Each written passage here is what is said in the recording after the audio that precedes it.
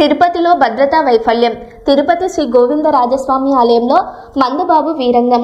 ఏకాంత సేవ ముగిశాక మద్యం మత్తులో ఆలయం గోడ దూకి ఆలయంలోకి ప్రవేశించి గోపురంపై ఉన్న కలశాలను లాగేందుకు యత్నించిన మందుబాబు చాలాసేపు ప్రయత్నించి నిందితుడిని కిందికి దింపిన పోలీసులు.